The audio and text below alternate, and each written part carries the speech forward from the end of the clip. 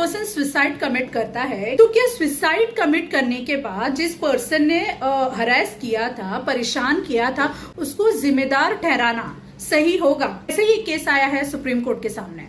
इस केस में होता यह है कि एक लड़का और लड़की दोनों का अफेयर चल रहा था और जब लड़की के फैमिली को पता चलता है अफेयर के बारे में तो लड़की की फैमिली आती है और लड़के को बहुत मारती है, पीटती है, जिसकी वजह से कुछ दिनों के बाद लड़के की मौत हो जाती है। अब लड़के की फैमिली जाती है और उस लड़की को ताने मारती है कि उस लड़की की वजह से उनके बेटे की मौत हो गई। तो लड़की है वो सुसाइड कमिट कर लेती है।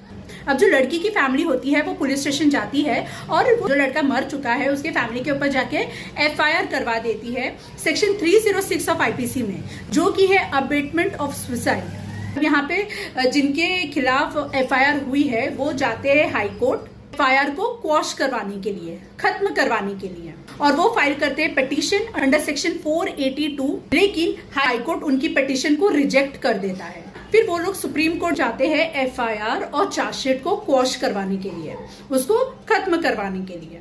तो जब सुप्रीम कोर्ट के सामने ये मामला आता है तो सुप्रीम कोर्ट ने ये ऑब्जर्व किया कि जो चार्जशीट के जो कंटेंट्स है, चार्जशीट में जो भी लिखा हुआ है तो उसमें ऐसा कहीं पे भी नहीं नजर आ रहा है कि पुलिस ने इन्वेस्टिगेशन प्रॉपर तरीके से किया हो।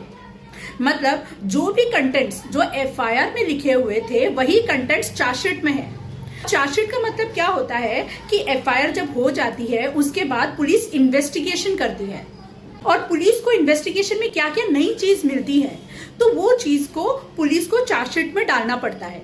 लेकिन ये केस में जो चार्जशीट फाइल हुई थी इससे ये पता चल रहा था कि चार्जशीट में कुछ नया दिख ही नहीं रहा है। जो एफआईआर के कंटेंट्स थे वही चार्जशीट में भी लिखे हुए थे। अबेटमेंट ऑफ सुसाइड के जो इंग्रेडिएंट्स होते हैं वो कहीं दिखाई नहीं दे रहा है।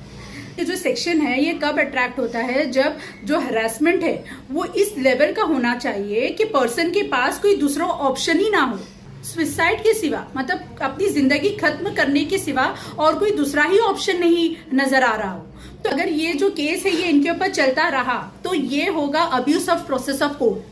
तो ये सब ऑब्जर्वेशन देते हुए सुप्रीम कोर्ट ने एफआईआर और चार्जशीट को क्वॉश कर दिया, खत्म कर दिया।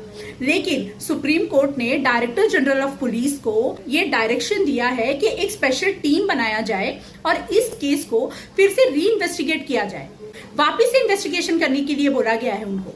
सुप्रीम कोर्ट ने कहा है कि इसके इंग्रेडिएंट्स तो नहीं बैठते हैं तो सुप्रीम कोर्ट यहाँ पे क्वॉश कर रहा है एफआईआर और चार्जशीट, लेकिन हो सकता है वापिस से इन्वेस्टिगेशन, जब प्रॉपर तरीके से इन्वेस्टिगेशन किया जाएगा तो हो सकता है और कोई नए फैक्ट्स आ जाए पुलिस के सामने। ऐसे कुछ फैक्ट्स आते हैं तो पुलिस जो है वो फिर से एफआईआर ले सकती है, लेकिन प्रॉपर इन्वेस्टिगेशन के बाद। ऐसे ही लीगल नॉलेज के लिए सब्सक्राइब कीजिए मेरे चैनल को।